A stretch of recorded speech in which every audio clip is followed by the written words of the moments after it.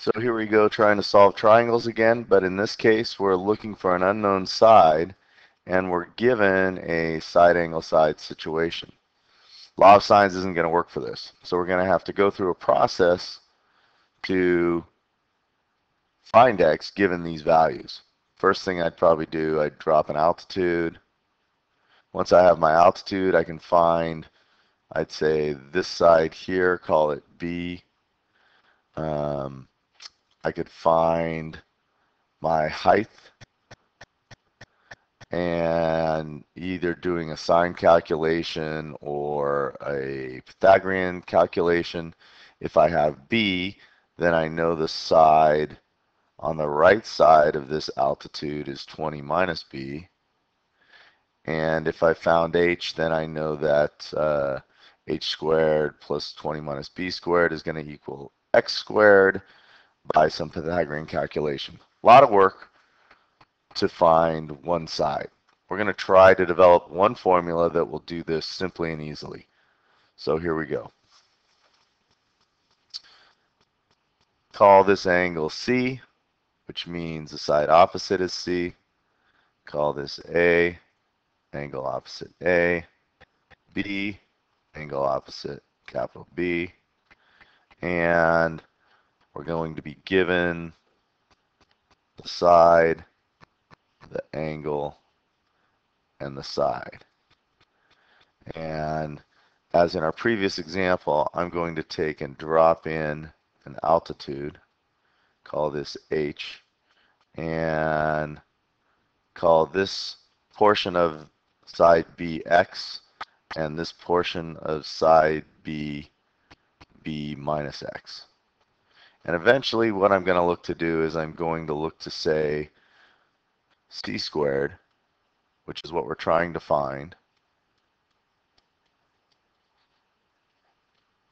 is equal to H squared plus B minus X quantity squared.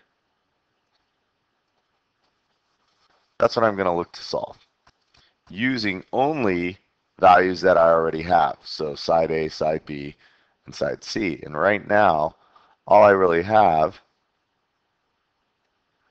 is that side B. Now, a couple things I can do. I can expand this a little bit and say H squared plus B squared minus 2xb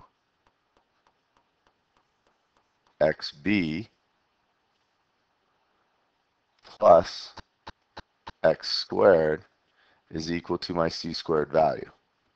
I don't know if that really helped us, but it at least gives us, an expanded portion of this. So I'm going to go back to my triangle and look for some relationships that I have. I know my cosine of angle C is equal to my adjacent x over my hypotenuse of A. So if I do a little math, I've got A cosine C equaling x. I also have a relationship in here in this left triangle, which happens to also be right, of a Pythagorean relationship that says x squared plus h squared equals a squared. So I've related two unknowns to a known value of a. And if I look over in what I'm trying to solve, I notice I can regroup some of these additions. H squared plus x squared happens to be in that formula, as does b squared minus 2xb. So notice what I'm going to do now. I notice x squared plus h squared is equal to a squared. And I have a value in my original of a. So I can make that substitution if I need to. This is plus b squared minus 2, and instead of saying x, I'm going to say a cosine c.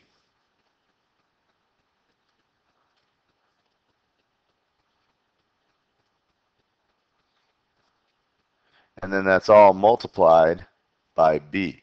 So rewriting this, I get c squared is equal to a squared plus b squared minus 2ab, I just rearranged that multiplication, times the cosine of angle C. Now, what we've done here is we've created a new formula. And this formula is what's known as the law of cosines. And we're going to use the law of cosines whenever we're given a side angle side or a side side side situation. A couple things you need to note about the law of cosines. One is that we have an angle and its opposite side in the problem, and they happen to be on separate sides of the equality sign. Notice there's a Pythagorean relation also in this problem, where the side you're looking for is equal to a Pythagorean relationship of the other two sides minus 2 times the product of those other two sides times the cosine of its opposite angle. This is something you're going to have to keep in your brain and memorize a little bit, but if you notice the relationship of all these things, the Pythagorean here minus 2 times the product of that Pythagorean set of sides times the cosine of the opposite angle of the side, it may help a little bit. So let's go through and solve that initial problem using the law of cosines. Again, I'm given my side angle side. I should be able to use law of cosines. So the angle I'm looking for, or the side I'm looking for, sorry, x squared is equal to a Pythagorean relationship of the other two sides. 14 squared plus 20 squared minus 2 times the product of those two sides, 2 times 14 times 20, times the cosine of the angle opposite the x value, which is 22 degrees. This we can plug straight into our calculator and then take the square root of it. So let's do that right now. We end up with x squared equaling about 76.7. So square root that, and x equals about 8.76. So once again, we've used this law of cosines when we have a side angle side. Let's take a look at another example. So here's a situation where I have a triangle ABC. We're going to call this A, B, and C. The angle is 70. Side B is 480. Side C is 520. Very similar to the other problem we had. I can now, using law of cosines, find side A. So I'm going to say the side we're looking for, a squared, is equal to a Pythagorean relationship of the other two sides, so 520 squared, 480 squared, minus 2 times the product of those two sides,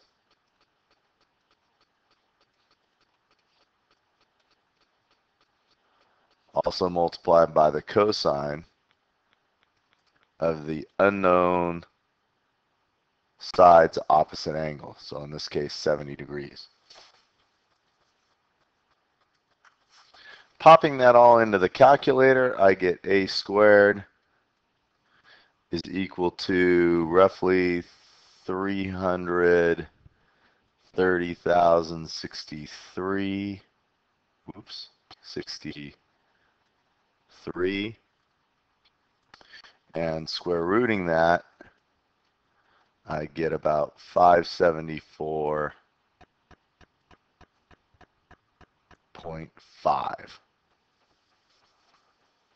Great. So if I know A is 574.5,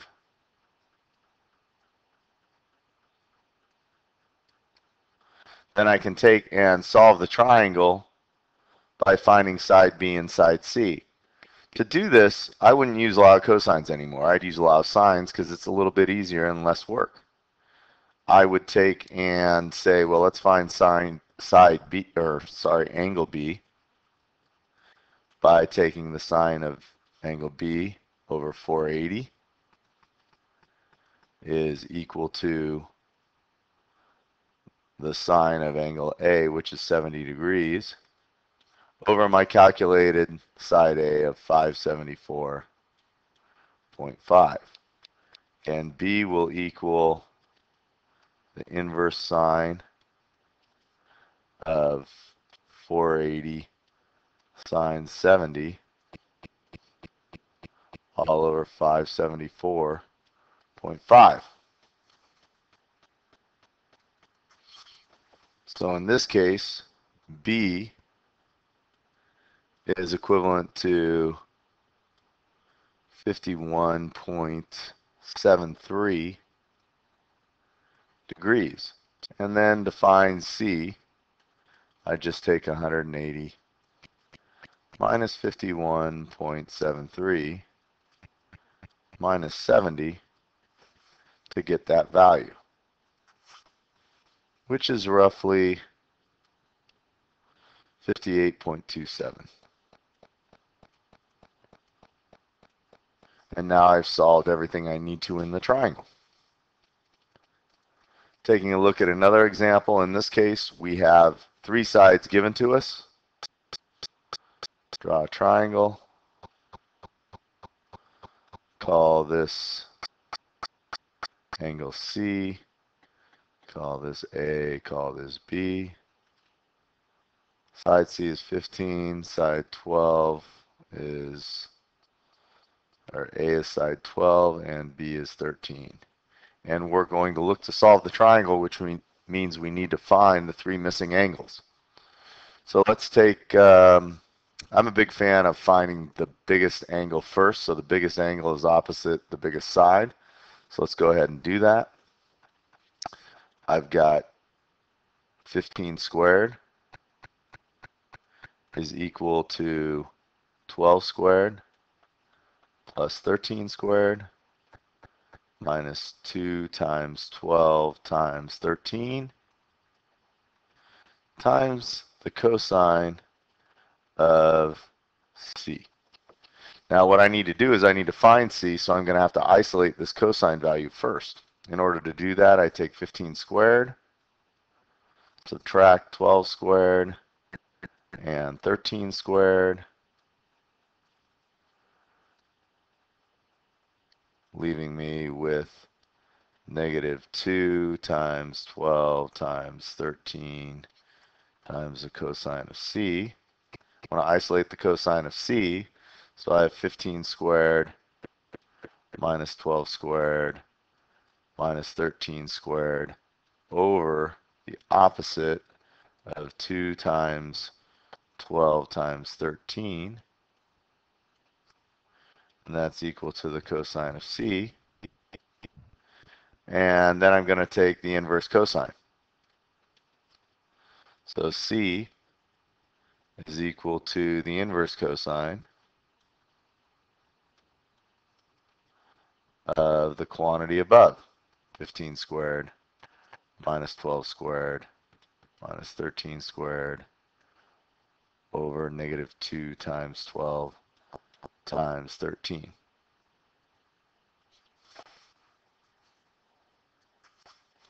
And we find that C is roughly 73.6 degrees.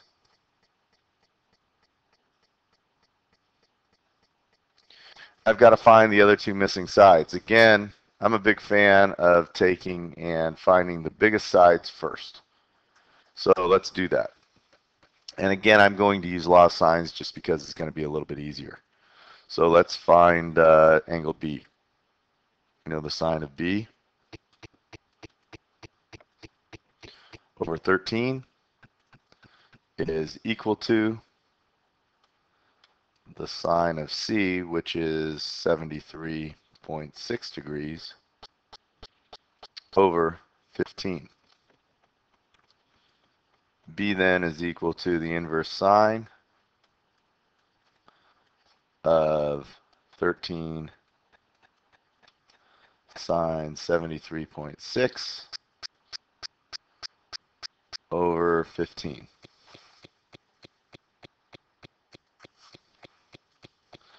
This is going to yield an answer of 56.2 degrees.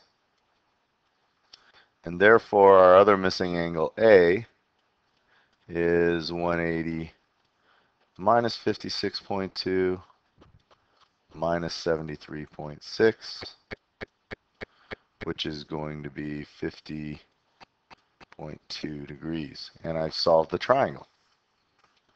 Next example.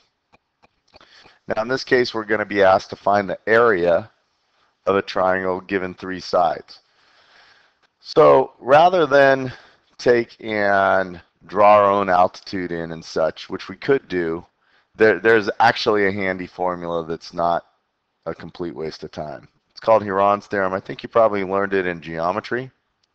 It says the area of a triangle given three sides is equal to S, which stands for the semi-perimeter, which is equivalent to half the perimeter, times the semi-perimeter minus one side, times the semi-perimeter minus the other side, times the semi-perimeter minus the third side. So basically all you really need to do to grind this problem out is first of all find the perimeter. In this case, our perimeter is 24 and 40, right? Divided by 2 for our semi-perimeter. And that equals 20. So if I wanted to find the area of this figure, I'd simply take square root 20 times 20 minus one side, 20 minus another side, and 20 minus the third side. You can grind that out in your calculator and figure out the answer. Next example. So we've got to do a word problem real quick, just because it wouldn't be right not to. So let's read through it. After the hurricane, small tree in the neighbor's yard was leaning, and to keep it from falling, nailed a 6-foot strap into the ground 4 feet from the base and attached the strap to the tree. And we want to know how far from vertical was the tree leaning. Well, let's think about this. Here's a tree. It's leaning. All right, and what they've done is they've taken and thrown a strap 3.5 feet from the ground onto this tree. It's also 4 feet from the base. And the strap is 6 feet long. Now, I guess the only question here is, what is this 3.5 feet above the ground? Well, in this case, it's meant to be 3.5 feet up the tree. And we want to know the angle that it leans. So we want to know this angle here. Well, we can do that pretty simply by finding the whole angle opposite the side of 6 and then subtracting 90 degrees from that, because 90 degrees is vertical. So if we use the law of cosines to find that angle, we know that 6 squared is equal to 4 squared plus 3.5 squared minus 2 times 4 times 3.5 times the cosine of some unknown degrees. We'll call it x. So we've got 6 squared minus 4 squared minus 3.5 squared all over negative 2 times 4 times 3.5 would equal the cosine of x, but if I wanted to find x, I'd take the inverse cosine of that, and this will get me my angle that I'm looking for. And that angle x is approximately 106.0 degrees. And they want to know how far was that tree leaning from vertical. Like we said before, 90 degrees isn't vertical. So if I subtract, it's a 16-degree lean.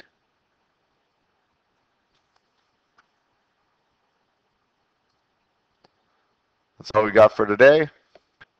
Here's your problems. Put them on the forum, and we'll talk tomorrow.